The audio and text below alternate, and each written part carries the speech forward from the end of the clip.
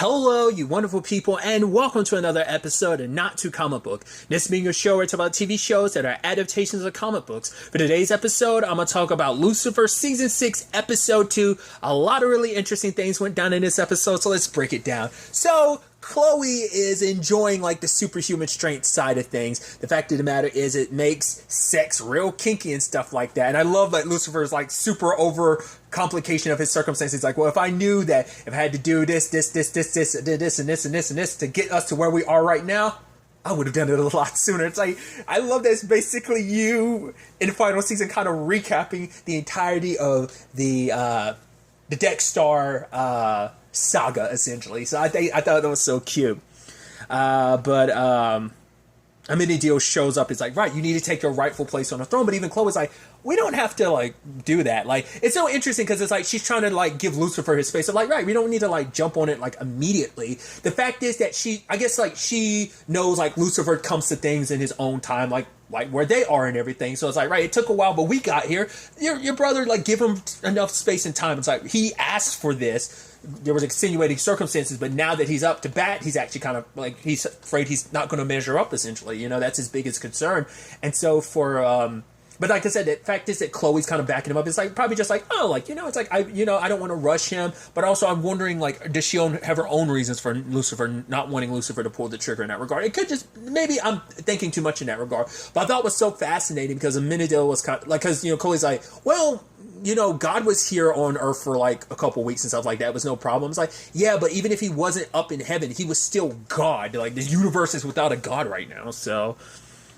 But it's like, right, if there were like frogs falling from the sky and stuff like that, we know about. You, out of anyone, know about it. He's like, well, I guess you're right. And it's like, yeah. So Lucifer needs to figure things out. He's like, yeah, I'm going to figure it out. And he goes to Linda, which Linda's like, I thought you were done with therapy. And it's like, all right. But he's like, how am I supposed to care about other people when I don't really care, like, about most people? It's like, I mean, look at your patients. Like, I mean, I've seen most of your patients. A bunch of mouth breathers.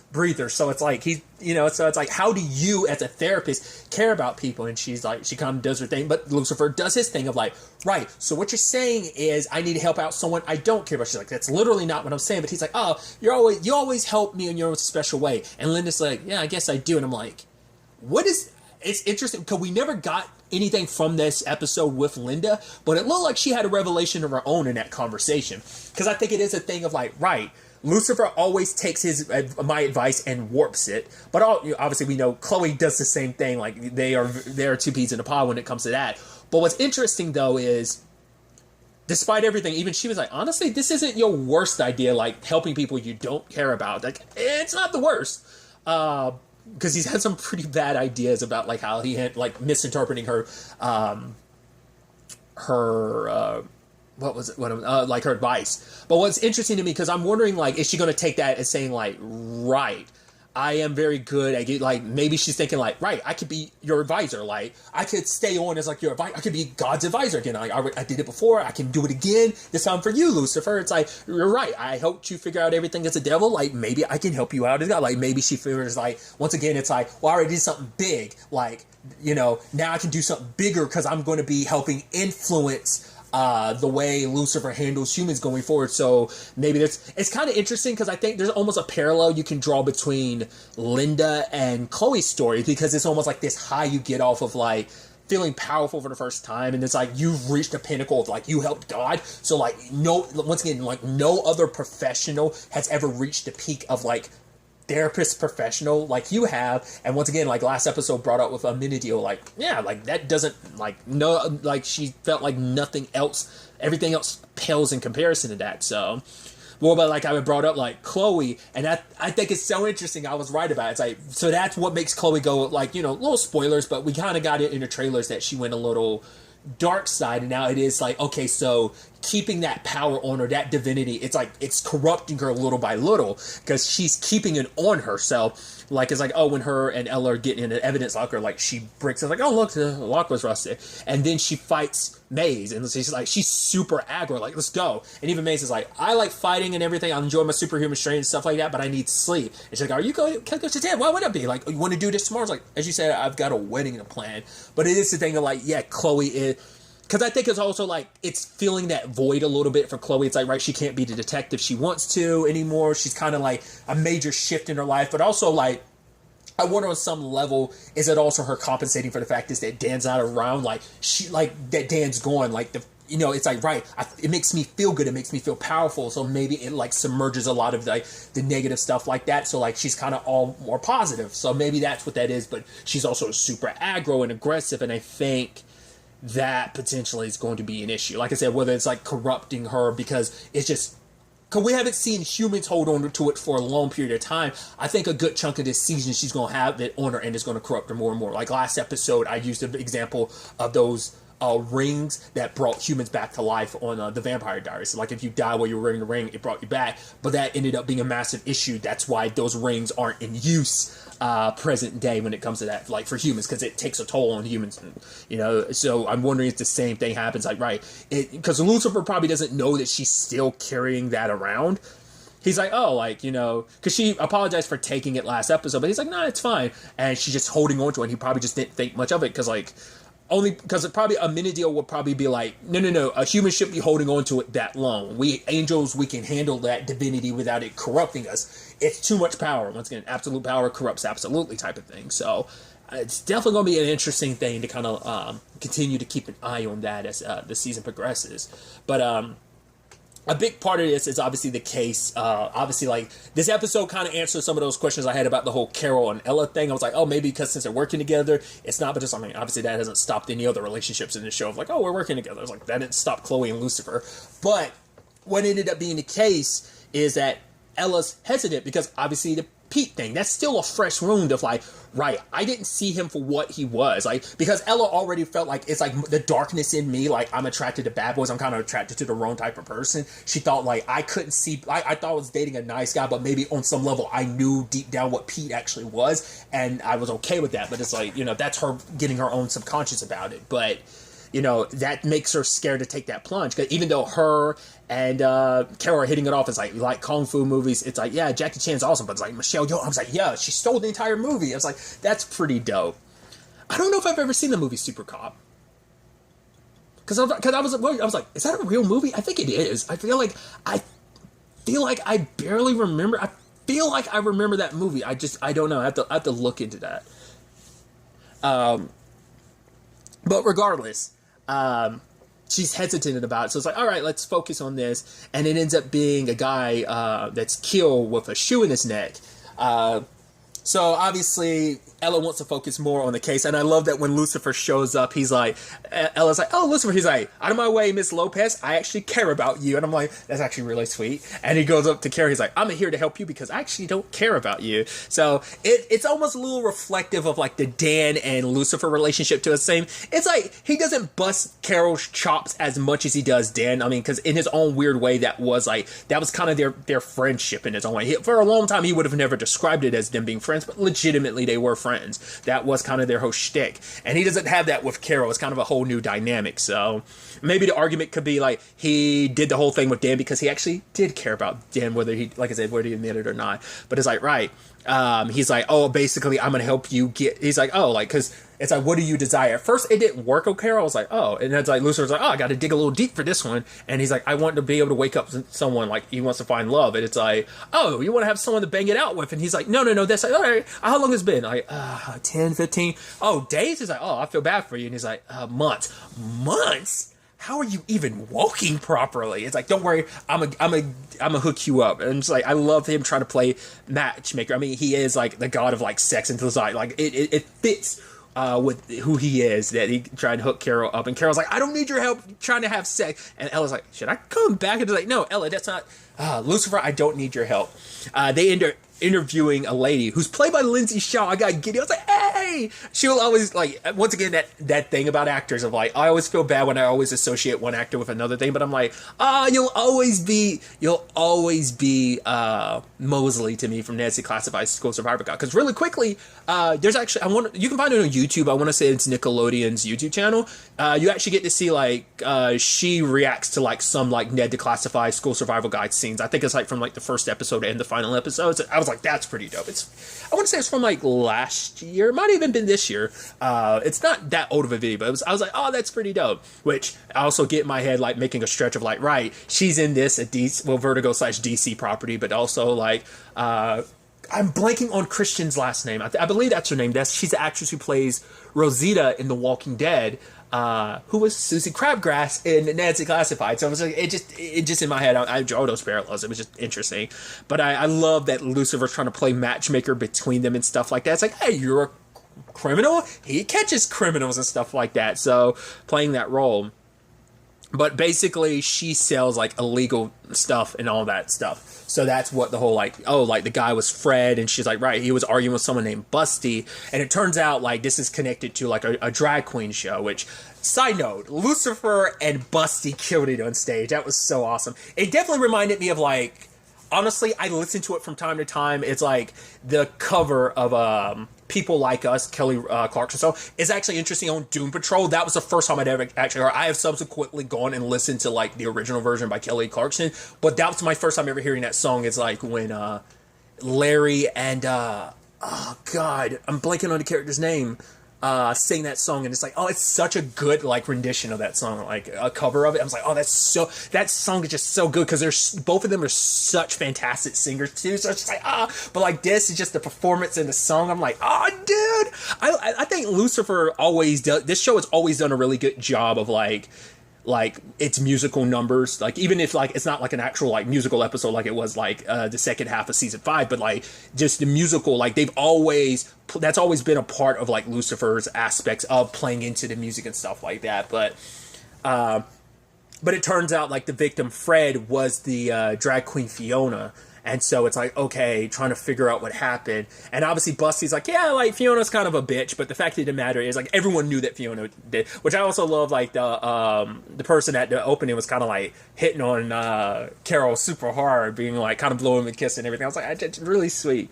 But it's actually interesting in the process of trying to help Carol, Lucifer actually ended up hearing Busty's situation, and I thought that was so interesting because like Busty was like, Fiona like pushed me to be accept myself even more, because some people think like coming into the drag life it's just going to be like, oh, that's it, you've got it all figured out. But it's like, no, that outside, like this is my armor, but the real strength has to come from within side. Like I have to fully accept myself, that it is a process, and that resonated with Lucifer, like kind of like it isn't something you can figure out all at once. It is kind of a slow process of figuring things out, figuring yourself out. And I was like, I like that because like people look at, because I thought it was such an interesting perspective, because Busty's like just being like this, they think that it's a journey of self-discovery, that the moment you're like, oh, you come out and you're drag, it's like, yeah, you figured it all out. It's like, no, there's still layers. Like this is the first of many steps to like figuring out, I want to really be me. I want to find out who I really am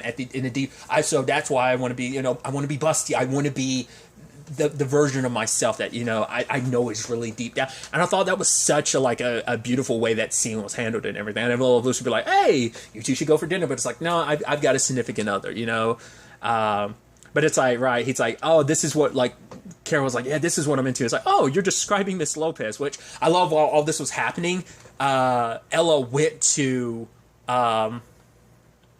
Chloe, and Chloe's so willing to help, because it's like, right, like, okay, let's actually break into, like, oh, stole his files. Turns out he was in Vice, which immediately she's like, wait, the fact of the matter is, being undercover, it's just basically lying. So how do I know what's really him and what's lie? And then like, oh, he was only undercover for 2 years. What's this missing year? And Chloe's like, he probably just decompressed afterwards. It's like, don't think too much of it. But Ella couldn't let it go. Like, understandably, considering the Pete thing, I'm curious, are we going to get any more Pete this season? Like, I think it's going to be a necessary thing for Ella to fully move on. And I think Lucifer's probably going to enjoy the fact of like, oh, I can't wait for you to get to hell. But that's the thing, too, of like, he kind of has no, who knows, like, he's a sociopath, so he may actually not feel any guilt. But I think when he does die, like, oh, Lucifer's probably going to be God, then it's like, oh, no. Oh, I got a, really special place in hell. That might actually be, like, eventually where we tie into, like, the whole, like, him finding out about the circumstances of hell, which we'll get to later. But I think Ella's going to need one more time, like, meeting with Pete just to fully, like, because she's been working on herself and, trying to, like, accepting her darkness and stuff like that. But, I love that, like, he tried to get Carol to be so cool, and Carol's like, and, I mean, I may have seen it, maybe I haven't. I mean, I haven't. He's wearing shades and everything, and he's trying to reach for his drink, and he has to lift up his shades and take. She's like, are you are you high? He's like, no, this is me. I mean, no, I mean, this is how I am, like, when I'm not at work and stuff like that. I was like, you're kind of coming off like a douche. But even Lucifer realized, like, right, you're suffering from PTSD. It's like, right. And so he wants to help her too, but at the same time, it's like, right, I can't help you right now, because for her, it's like, I've been pretending like God's still there, but without him, I feel like I need him in a time like this, you know. But Lucifer's like, right, but God's probably off helping someone else. And speaking of that, I can't help you. But then he's like, right, brainstorm, if I help you, that is inadvertently me helping Carol, who I don't care about. So it all works out. So it's like, right, I take the case. So they end up breaking into Carol's place, which I love it. And it's just kind of like, oh, just, he's pretty boring. It's like, oh, Kung Fu poster. It's like, I gotta check the closet. And just like, no, the travesty here is like, yeah, he has no like murder stuff or flowers, but he has a whole bunch of khakis. Ew. And then like they find the box. And it turns out there's a bottle in there. He's a recovering alcoholic. And it's like, right, here's such a personal thing that he hasn't really even told us about, that like we kind of invaded his place, like broke into his place. Ella has to be calm about it and everything. But it's actually really sad at the end of the day about this case. It's actually similar to a case in the first half of season 5, I believe that was. The like Mars mission. Where that woman killed, it's like, you were having an affair. It's like, no, I wasn't having an affair. She was coming to me because we were trying to expose something. That's what the secret meetings were about. It was a complete misunderstanding that led to it. Like that whole, because he had cheated before and she assumed it was what that was happening again. It's kind of a similar thing, because it turns out Niles and Busty are dating. And so Lucifer and Ella show up later, but it's a conversation of like, it's like, I get it. Like, you weren't sure you could trust someone, but it's also like, right, and Lucifer adds in, but just because of your past, that doesn't mean you can't trust someone. You shouldn't kind of hold it against everyone just because of like your experience, you know.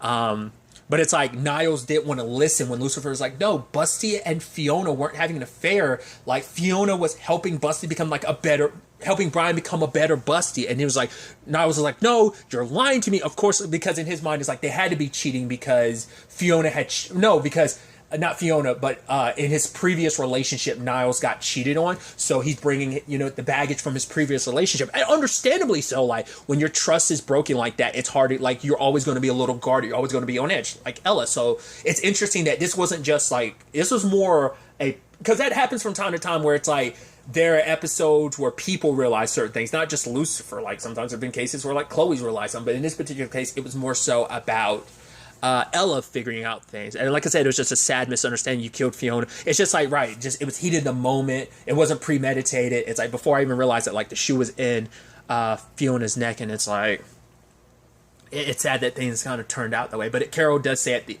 first and foremost, them doing a super cop move together. And it's like, yeah, them actually being a pretty good team, him and Ella. But at the end, like, Carol's like, right, because it wasn't premeditated and the evidence supports that can go well into, like, reflecting upon, like, Niall's sentence. So it won't be as harsh, But I'm like, that's such a sad tragedy, like, another misunderstanding like that. But Carol kind of opens up. He's like, right, I kind of took some bad advice. And just the fact of the matter is, he gets to be the best version of himself around Ella, because she ends up bringing up because he admits, like, right, I'm not really good at this, but it's like, right, I like you. And she's like, I broke into your place, I did this, I did that. He's like, wow. And he's like, honestly, he handled it with stride. And Stride was like, honestly, that kind of sucks, but I'm not mad at you at the end of the day. So it's okay that you did what you did, but next time, like, ask me. But for him, it's like, I went to rehab. I'm not ashamed of it. In that time, I learned, like, I need to take it slow. Now, that also explains the whole, like, 15-month dry spell, because he was in rehab for, like, a year. Plus, he needed, still trying to figure out the whole dating thing afterwards. But he's talking about, his baggage of, like, but around Ella, like, it's easy just to be himself. He gets to be the best version of himself, and Ella brings that out around, because it's always been hard to kind of readjust because he's always kind of been more buttoned up. Like, why he's like that is because of readjusting to everything. Like, I think it's just kind of like he doesn't want to relax too much, because probably a little bit of fear of, like, oh, I'll relapse again. But then Ella kind of goes like, no, I got my issues on my own, right? She's like, my last boyfriend, was a serial killer and everything, and even him, Carol being like, wow.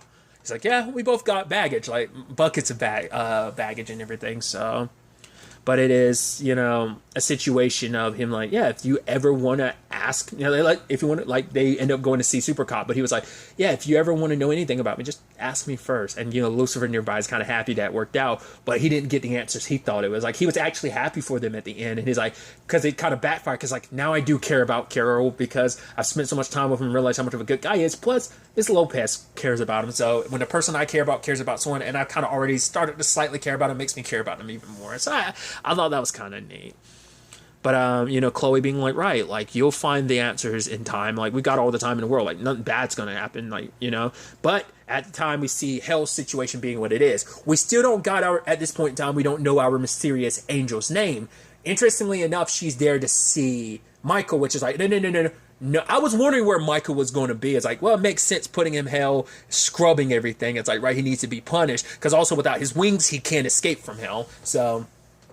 obviously, like, a shell of his former self to a certain extent. I was wondering, like, I thought he was going to be forced to be on Earth, but it's like, no, you being on Earth is too much of a risk to anyone. You could still be a danger to people even without your wings, but at least without your wings, you can't harm anyone in hell. You're kind of bottom of the barrel type of thing. Like, you're kind of at the... But, like, she wants to visit him because, like, right, Michael failed spectacularly at killing Lucifer, so I want to learn what he did wrong so I don't make those same mistakes. But it's like, oh, you don't need it. At his plan, his fault was like he overthought everything. It was actually super complicated. The closest person that's ever gotten to killing Lucifer was just someone that rode up on him and shot him. And it's like, really? And so she goes, and no one is like, I was like, Dan. And she goes and visits Dan, which Dan's like, right, that's something I feel guilty about. And he's like, all right, write down another thing I could be feeling guilty about that I need to work on. And she's like, right, like, she's kind of being like, yeah, we can help me kill Lucifer, which is like, right, the reason why I was in that position to try and kill Lucifer was because I'm manipulated by an angel. And she's like, wow, you know, it's like, right. He's like, do you think I'm stupid? She's almost like, yeah, I think you're stupid. Like, that's why we're having this conversation. Like, I know you'd be easy to, you know, use and stuff like that. But, because she talks about, like, right, Lucifer isn't the only one that can make deals and promises, you know, talks about lies. Like, I don't know who she is. Because, like, my current thought was, like I said, she has to be an angel that fell with him, because her wings are like, because even Lucifer, like, even being the devil, he still had his angel wings before he cut them off, and then eventually they grew back in season 3, but then in season 4 they turned into devil wings with the rest of himself. But that's also like how he saw himself. So I'm wondering, does she kind of have a similar thing? Like, angels are self-actualizing, so because of how she views herself, that's why her wings are not only like red blood wings, like the bottoms of her wingtips are like, the bottom of her feathers are like sharp as hell, like, from what we can tell. But it's like, what her beef is with him, I don't know. Like I said, illegitimate daughter, an angel that kind of was promised a lot and fell to the wayside. Whatever the case may be, she wants to make him pay. And then she kind of turns Dan and gets him to a certain extent by being like, oh, angels could easily fly you out of here. At any point in time, like, all angels know we can fly people out of hell. I mean, angels come and go all the time. But it's like, no. Lucifer, you know, he, for multiple reasons, kept not trying to find ways, so why wouldn't he tell me? He's like, I don't know, but he obviously lied to you. It's like, once again, it's technically not a lie, but it's a lie of omission. But it's also because, like, Lucifer already brought it up before of like, right, like, if I went against your will, I will be destroying free will. So that's a big reason why he didn't say. But because of that, Dan wanting to get out of hell, having been there for like thousands of years, he wants to get out, so he's willing to. But I think maybe he's thinking, like, right, like, at the very least, he's a little pissy at Lucifer, but also it's like he wants to go back. He's like, he misses, his daughter, obviously, so he wants to be back on Earth. Like, he would have been happy going to heaven, at least being with Charlotte, but it's like, no, like, if I can go back, then I'm fine. Well, she's talking about heaven. I interpret it as her talking about Earth, but maybe it's like an angel can fly him to heaven. Maybe it isn't just Earth, but maybe even straight up to heaven, because maybe that's what she's implying. But like, I wonder, is Dan manipulating her because he knows it's like, right, you couldn't trust Michael, and that led to a whole series of events. And ultimately Michael ended up being your demise. He played a big role in that, but it's like, are you really about to trust another angel, or is this all a ploy to let her guard down so that, because he knows, like, Lucifer can't actually stop her, because he's in a position where it's like, right, I'm gonna tell you stuff without omitting everything, because like I'm gonna pretend like Lucifer's vulnerable around Chloe, which now I know that when he's around Chloe, he's not vulnerable anymore. So you'll be at a disadvantage. Like maybe Dan's setting that up. You want to give him the benefit of doubt, but it's also like the thing of like, right, I've been down here for thousands of years, and Lucifer could have gotten me out. And I think that's where our ending of the episode ties in with the frog. They could be like, the immediate thought is going to be like, oh, everything's wrong because you haven't, the universe is without a god. And because of that, like everything's going a little haywire. I think it's because she broke the rules helping out Dan. Whatever she did broke some cosmic rules. And basically, we're getting all biblical in this. Like the universe is cracking and breaking apart, like because some cosmic rules were broken because of her. So her need for revenge is going to be like end all be all apocalypse level event for the universe potential. Like everything's going to break down and go wrong. So that was kind of my initial thought was like it was about him not taking his role as God, that was it. But I think that's going to be the implication. But I think she's going to be the main rule breaker. So once again, at this point in time, we still have no idea who she is and why she hates Lucifer so much. But it's definitely going to be interesting to see where all of this ends up taking us going forward into the next episode. But really, that's all I want to talk about. So next time we meet, be happy, be safe, live life to the fullest, and enjoy it. Good day and goodbye.